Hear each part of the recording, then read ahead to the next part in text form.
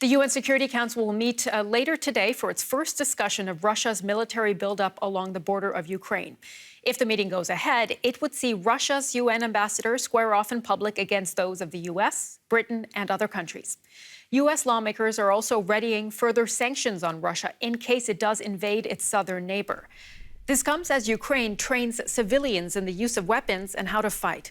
Authorities say 100,000 people have received military training in recent years in preparation for a potential Russian attack on their country. More recruits means the need for more weapons, but Germany has upset some of its NATO allies by refusing to send arms to Ukraine. Berlin says the export of lethal weapons to the region could increase tensions with Russia. For more on this story, we can speak to Alexander Graf Lambsdorff. He's the vice chairman of the Free Democrats parliamentary group, and the FDP is part of the governing coalition. Mr. Graf Lambsdorff, good to have you back on DW. You are joining us from Warsaw today, and the former Polish foreign minister told us that Germany should be sending defensive weapons to Ukraine because it has a special duty to preserve peace. Why not send weapons? Well, we have a long-standing policy of not doing this. So, just as was pointed out in the contribution that we just saw, we have a situation in which the Ukrainian armed forces are militarily inferior to the Russian forces by a factor that could never be made up by arms deliveries. However, if the Ukrainians want to purchase and procure weapons, they know where they can do it, as their foreign minister said when he was standing side by side with Annalena Baerbock, the new German foreign minister. Dmytro Kuleba said very clearly, we know where to get which weapons when we need them. And I think, therefore, that this discussion is one that is more about domestic dynamics in Germany than about the situation in Ukraine. Let's talk about some of those domestic dynamics. We know that Germany is one of the biggest arms exporters in the world. Germany has made exceptions to this rule against sending lethal weapons, for example, by arming the Kurdish Peshmerga who were defending themselves in Iraq. So why shouldn't an exception be made in this case, which is seen by Germany as a serious crisis? It is seen as a serious crisis, but we have made two exceptions from the rule. One is the one you mentioned earlier. The other one was when Germany participated in protecting the Kosovars against the genocide that was, attempted by the Serbian side. The point here is that in both cases we had a genocidal situation. We had a situation on our hands that was imminent, that was concrete, that was specific, where violence was already being used. It was not a situation where diplomats were still talking. And when we armed the Kurds, on the other side, we had the Islamic State, the so-called Islamic State. These are people you cannot talk to, whereas it is possible, even though difficult, to talk to the Russian side, which is what we are doing together with our allies. And there's one thing that I think is important for our viewers to understand. Should a military aggression occur, the German government has said very clearly that all options are on the table, and they remain on the table, and that includes everything that we're talking about.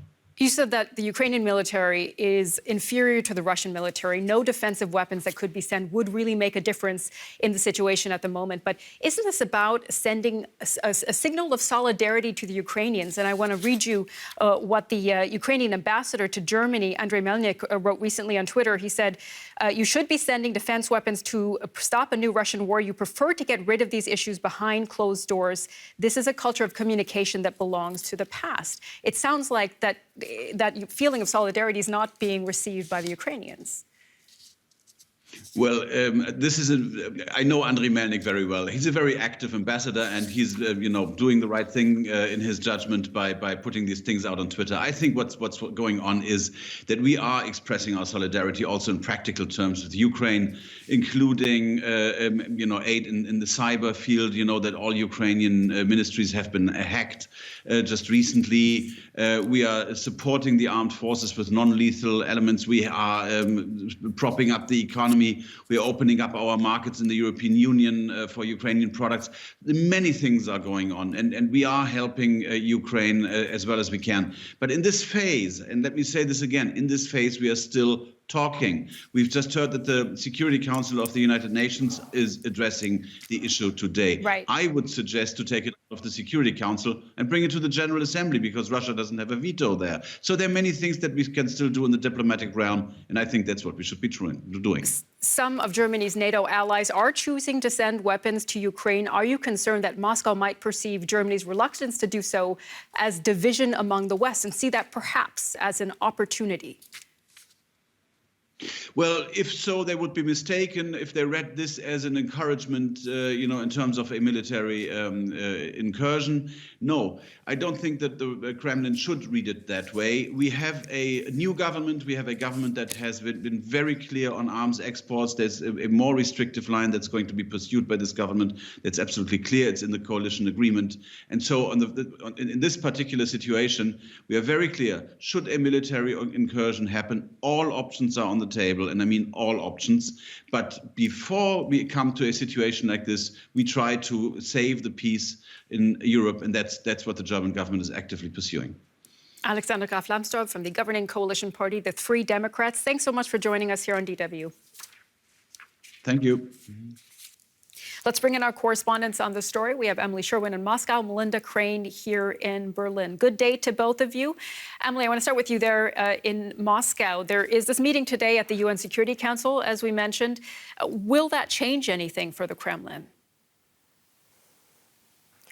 Well, I think mostly, Sumi, this is just the newest site for the war of words between Russia and the U.S. that we've been seeing in the recent weeks. So it'll be kind of a new place for them to square off, to face off.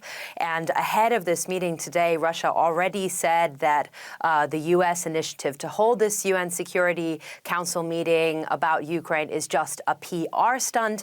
From the Russian point of view, they've been saying again and again they never have planned to attack Ukraine, that they still don't plan to attack it. And in fact, the Russian focus isn't really so much on Ukraine at all. It's been in the last few weeks actually on trying to get these security guarantees, particularly on a stop to NATO eastern expansion.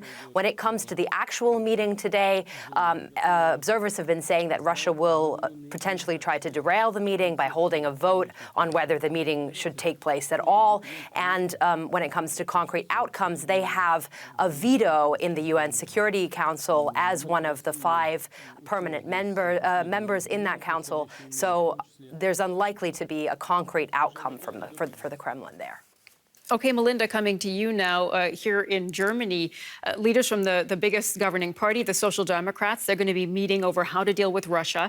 Can you tell us why Germany is so reluctant to send defensive weapons to Ukraine? Germans often attribute aversion to participating in any kind of military action to World War II, to this country's responsibility for a war of aggression that caused unfathomable suffering all across Europe, including in Russia and Ukraine.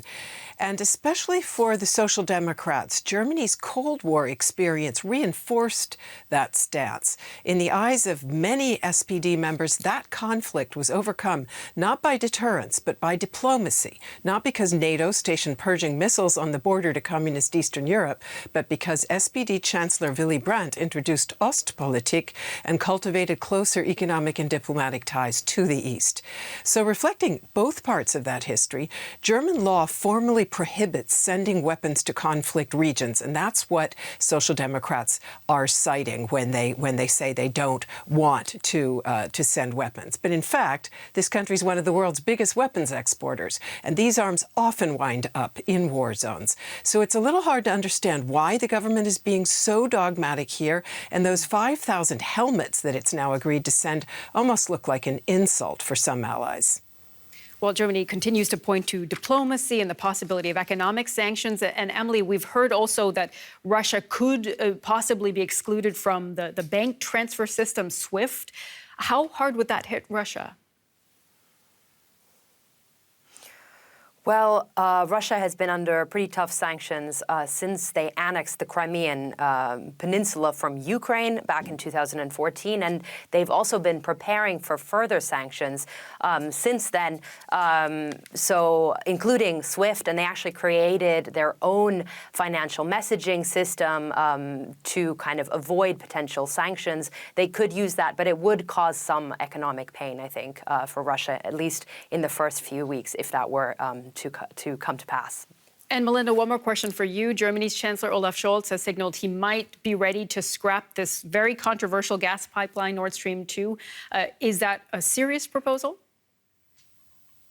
Unclear. Foreign Minister Baerbock has been stepping up her rhetoric and making it clear that Germany will get on board with tough economic sanctions, including possibly suspending operation of the Nord Stream 2 gas pipeline. But Chancellor Schulz is still perceived by many allies as equivocating, possibly reflecting the Russia-friendly position of many of his fellow Social Democrats, including former Chancellor Gerhard Schröder, who is a lobbyist for Gazprom, the German gas company, the Russian gas company. So it will be interesting to see how today's meeting of SP leaders to discuss the party's Russia strategy turns out. And also of note is that Olaf Schulz, the chancellor, will travel to Washington to meet directly with Joe Biden on February 7th. So there's clearly an awareness that Germany's allies expect more. Melinda Crane in Berlin and Emily Sherwin in Moscow, thank you both so much.